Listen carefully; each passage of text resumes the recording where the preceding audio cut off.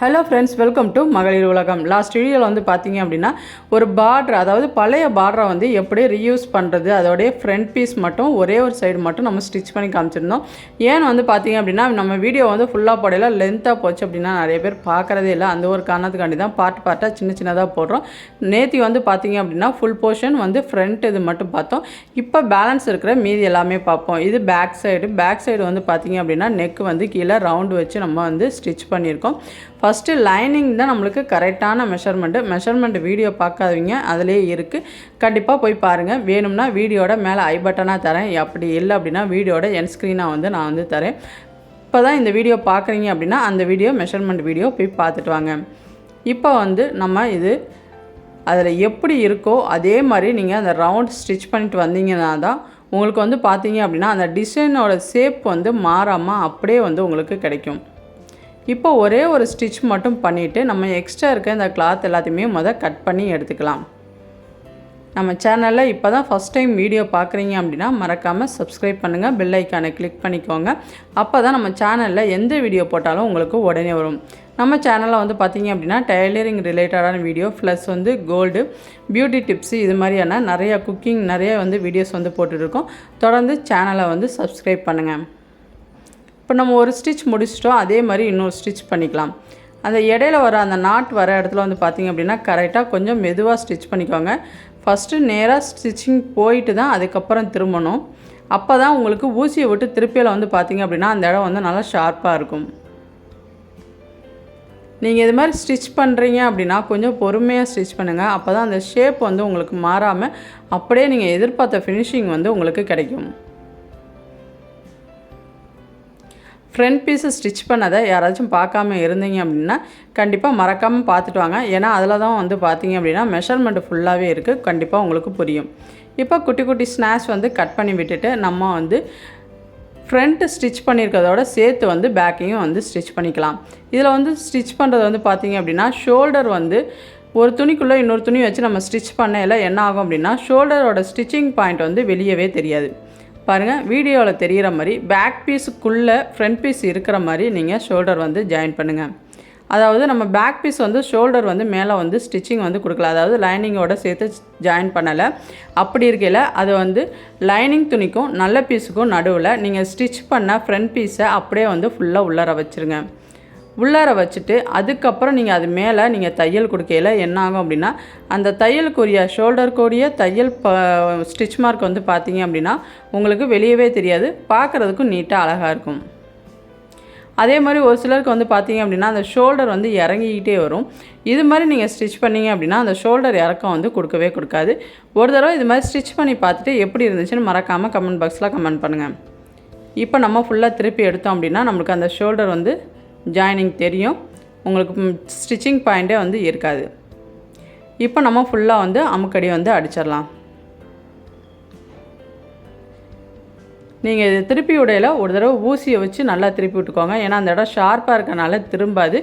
ஊசியை வச்சு நீங்கள் லைட்டாக உள்ளே வச்சு குத்துனீங்க அப்படின்னா வெளில வந்துடும், ஓட்டை விழுவாமல். அதே மாதிரி ஸ்டிச்சிங் பாயிண்ட்டும் வந்து எந்த விதமான டேமேஜ் இல்லாமல் கொஞ்சம் பொறுமையாக வந்து ஸ்டிச் பண்ணுங்கள். தையலுக்கே ரொம்ப முக்கியமானது வந்து பார்த்தீங்க அப்படின்னா பொறுமை தான். எந்த அளவுக்கு பொறுமையாக ஸ்டிச் பண்ணுறீங்களோ அந்த அளவுக்கு வந்து பார்த்தீங்க அப்படின்னா ஃபினிஷிங்கும் உங்களுக்கு சூப்பராக இருக்கும். சுருக்கம் இல்லாமல் ஒன்று போல் நீட்டாக வந்து ஸ்டிச் பண்ணிக்கலாம்.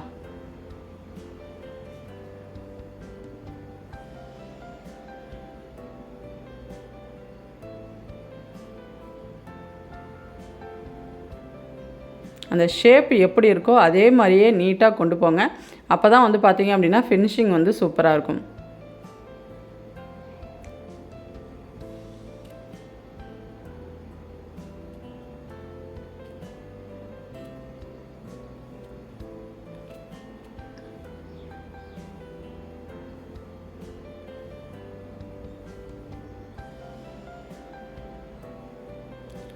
வீடியோ வந்து பார்த்தீங்க அப்படின்னா ஃபுல்லாக எந்த அளவுக்கு ஃபாஸ்ட்டாக ஓட்ட முடியுமோ அந்தளவுக்கு ஃபாஸ்ட்டாக தான் வந்து கொடுத்துருக்கோம். நிறைய பேர் வீடியோ டைமிங்கை பார்த்துட்டு வீடியோ ஃபுல்லாக பார்க்காம ஸ்கிப் பண்ணிவிட்டு போகிறீங்க. எவ்வளோ சீக்கிரம் வந்து சுருக்கமாக சொல்ல முடியுமோ அவ்வளோ சீக்கிரம் தான் சொல்லியிருக்கோம். ஸோ வீடியோ வந்து பார்த்தீங்க அப்படின்னா ஃபுல்லாகவே பாருங்கள். எத்தனை பேர் வீடியோவை ஃபுல்லாக பார்த்தீங்க அப்படின்றத மறக்காமல் கமெண்ட் பாக்ஸில் கமெண்ட் போட்டு விடுங்க, ஒரு ஹாய்னு மெசேஜ் அனுப்புங்க. இப்போ நம்மளுக்கு ஷோல்டர் ஜாயினிங் வந்து முடிஞ்சிருச்சு. இப்போ லைனிங்கை ஃபுல்லாக வந்து சைடு ஃபுல்லாக ஜாயின் பண்ணிடலாம். சுருக்கம் இல்லாமல் ஒன்று போல் நீட்டாக வந்து ஜாயின் பண்ணிக்கோங்க.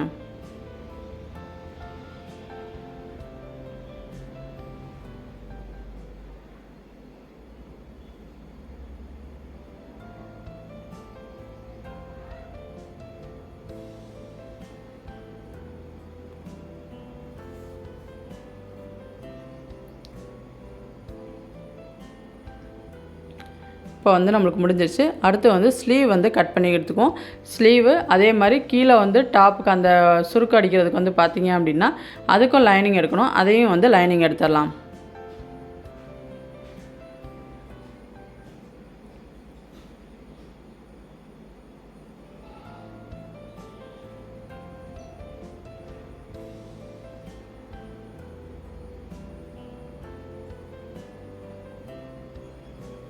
எப்போதுமே இந்த லைன் கொடுக்கையில் வந்து பார்த்தீங்க அப்படின்னா கிராஸ் லைன் கொடுத்துட்டு ஒரு 2 இன்ச்சு வரைக்கும் நேராக வந்துட்டு அதுக்கப்புறம் தான் வந்து நீங்கள் இந்த பெண்டு வந்து கொடுத்தீங்க அப்படின்னா உங்களுக்கு ஸ்லீவ் வந்து கரெக்டாக இருக்கும். அடுத்து ஸ்லீவோட அந்த சுற்றளவுக்கு கீழ் சுற்றளவு மெஷர் பண்ணிக்கலாம். இதிலேருந்து வந்து கிராஸ் பாயிண்ட் வந்து கொடுத்துக்கலாம். ஸ்லீவ் வந்து பார்த்தீங்க அப்படின்னா 12 இன்ச்சு. அப்புறம் அந்த ஆம்கோல் பெண்டு வந்து மெஷர் பண்ணிக்கோங்க. அது வந்து நம்ம ஏற்கனவே ஸ்டிச் பண்ணி வச்சுருக்கோம். அதிலே வந்து மெஷர் பண்ணலாம். அது எப்படி மெஷர் பண்ணுறதுன்னு நிறைய வீடியோஸ் வந்து நம்ம சேனலில் போட்டிருக்கோம்.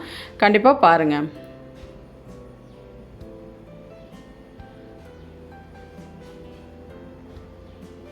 இதை அப்படியே வச்சு நல்ல துணியிலையும் வந்து நம்ம கட் பண்ணி எடுத்துக்கலாம். அதே மாதிரி ஸ்லீவ்லையும் வந்து பார்த்தீங்க அப்படின்னா ஒரு பழைய அந்த பார்டர் தான் வந்து யூஸ் பண்ணியிருக்கோம். அந்த பார்டர் வந்து அப்படியே எடுத்து அதாவது அந்த சுடிதாரில் இருந்துச்சு, அந்த சுடிதார்லேருந்து அப்படியே எடுத்து அப்படியே வந்து ஸ்டிச் பண்ணியிருக்கோம். இதுவும் உங்களுக்கு யூஸ்ஃபுல்லாக இருக்கும். அதாவது பழைய பார்டரை வந்து நல்லா இருக்குது அப்படின்றத தூக்கி போடாமல் அப்படியே வந்து நீங்கள் யூஸ் பண்ணிங்க அப்படின்னா உங்களோட பழைய சுடிதாரும் புது சுடிதாராக ஆயிரும்.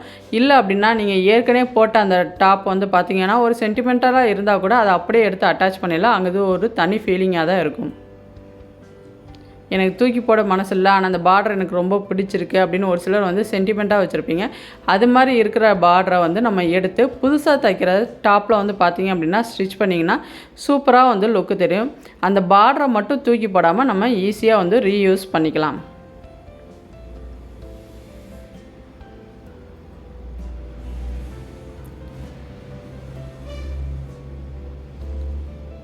இப்போ ஸ்லீவ் வந்து ஃபுல்லாக ஜாயின் பண்ணிக்கலாம்.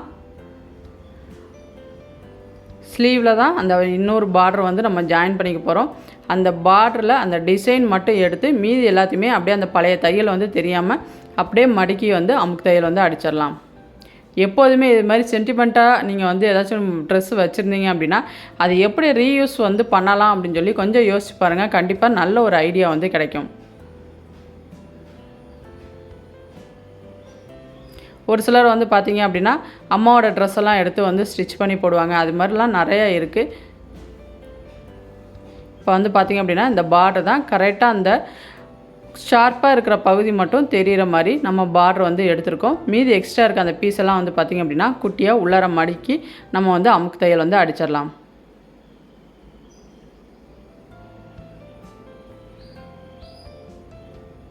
இப்போ கையை வந்து குடஞ்சி வெட்டிக்கலாம். குடஞ்சி வெட்டினது எப்போதுமே முன்பக்கம் தான் இருக்கணும். அதே மாதிரி நீங்கள் வெட்டுற அந்த ஷேப் வந்து பார்த்தீங்க அப்படின்னா ரெண்டுத்தையும் ஜாயின் பண்ணையில் ஒரு லீஃப் ரேஞ்சில் இருந்தால் மட்டும்தான் அந்த குடஞ்சி வெட்டினது நீட்டாக இருக்குன்னு அர்த்தம். இப்போ ஸ்லீவை வந்து நம்ம வந்து ஜாயின் பண்ணிக்கலாம்.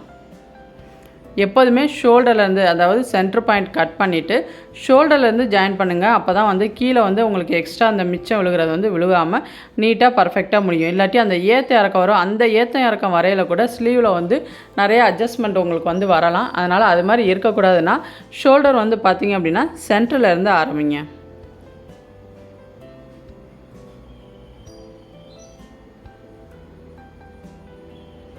கரெக்டாக அந்த இடத்துல சுருக்க விழுவாமல் கொஞ்சம் நீட்டாக வந்து ஸ்டிச் பண்ணிக்கோங்க.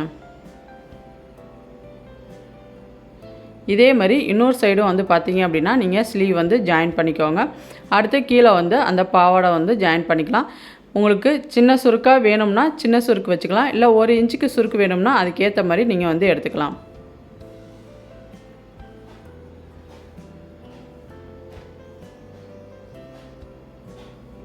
இது மாதிரி இப்போ வந்து பார்த்தீங்கன்னா நிறைய பேர் பழைய பட்டுப்புடவை வந்து டேமேஜ் ஆயிடுச்சு அப்படின்னா தூக்கி போடாமல் இது மாதிரி நல்லா வந்து திரும்பியும் வந்து சுடிதாராக யூஸ் பண்ணுற ட்ரெண்ட் வந்து இப்போ நிறையா வந்துருச்சு. எத்தனை பேர் இது மாதிரி யூஸ் பண்ணியிருக்கீங்கன்றதையும் மறக்காமல் கமெண்ட் பாக்ஸில் கமெண்ட் பண்ணுங்கள். அதே மாதிரி வீடியோ பார்க்குறவங்க கண்டிப்பாக ஃபுல்லாக பார்த்தீங்க அப்படின்னா மறக்காமல் சப்ஸ்கிரைப் பண்ணுங்கள். ஏன்னா நம்ம சேனலை வந்து பார்த்தீங்க அப்படின்னா வீடியோ வந்து சப்ஸ்கிரைப் பண்ணாதவங்க தான் அதிகமாக பேர் பார்க்குறாங்க. ஸோ வீடியோ பார்க்குறவங்க கண்டிப்பாக மறக்காமல் சப்ஸ்கிரைப் பண்ணிடுங்க. இப்போ வந்து நம்ம லைனிங் துணியை வந்து ஜாயின் பண்ணிடலாம். இது மாதிரி ஜாயின் பண்ணையில் தான் வந்து பார்த்தீங்க அப்படின்னா சென்ட்ரு மார்க் பண்ணி வச்சுட்டு ஸ்டிச் பண்ணுங்கள். அப்போ தான் அந்த எக்ஸ்ட்ரா கடைசியில் முடியலை வந்து பார்த்தீங்க அப்படின்னா அந்த துணி மிச்சம் விழுகிறது வந்து இல்லாமல் ஒன்று போல் ஈவனாக வந்து முடிய முடியும்.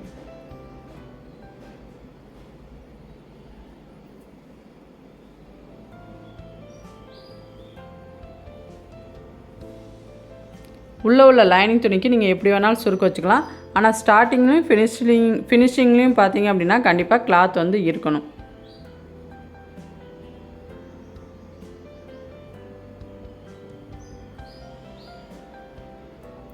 இதே மாதிரி பேக் சைடும் ஸ்டிச் பண்ணிக்கோங்க.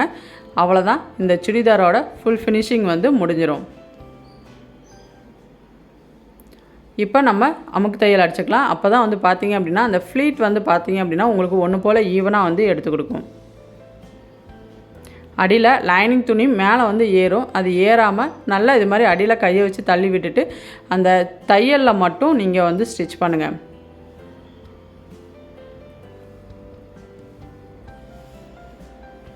இப்போ சைடு ஜாயின் பண்ணிடலாம். சைடு ஜாயின் பண்ணையில் ஸ்லீவ் சுற்றளவு பார்த்துட்டு கரெக்டான மெஷர்மெண்ட் எவ்வளவோ அதை நோட் பண்ணிக்கோங்க. நம்ம வி ஸ்னாச் எந்த இடத்துல இருந்துச்சோ அந்த இடத்துல ஆம்கோல் பெண்டு கரெக்டாக வரணும். அதே மாதிரி சுற்றளவும் மெஷர் பண்ணிவிட்டு அது வரைக்கும் வந்து நீங்கள் கரெக்டான மெஷர்மெண்ட் கொடுத்துட்டு அதுக்கப்புறம் கீழே ஸ்கெட்டிலேருந்து ஆரம்பிக்கையில் வந்து பார்த்திங்க அப்படின்னா ஓரத்தில் மட்டும் தையல் கொடுத்தா போதும். ஏன்னா உங்களுக்கு எந்த அளவுக்கு அந்த பாவாடை வந்து நல்லா வந்து பெருசாக இருக்கும் அந்தளவுக்கு பார்க்குறதுக்கு அழகாக இருக்கும். அதனால் ஓரத்தில் மட்டும் அப்படியே வந்து ஜாயின் பண்ணிக்கோங்க. லைனிங்லேயும் கண்டிப்பாக ஸ்டிச்சிங் விழுகணும், பார்த்துக்கோங்க.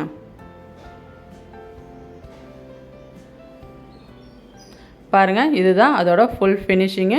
உங்களுக்கு பிடிச்சிருந்துச்சா இல்லையான்றதை மறக்காமல் கமெண்ட் பாக்ஸில் கமெண்ட் பண்ணுங்கள். இதுக்குரிய ரோப் ஸ்டிச்சிங் வந்து ஈஸின்றதுனால அதை வீடியோவில் காமிக்கலை. இந்த டிசைன் வந்து பழைய பார்டரை யூஸ் பண்ணது உங்களுக்கு பிடிச்சிருக்கா இல்லையான்றதை மறக்காமல் கமெண்ட் பாக்ஸில் கமெண்ட் பண்ணுங்கள். இதில் போட்ட இந்த டிசைன் நல்லாயிருக்கா இல்லையான்றதை ஒரு லைக் மூலமாக சொல்லுங்கள். தேங்க்யூ ஃப்ரெண்ட்ஸ், பாய்.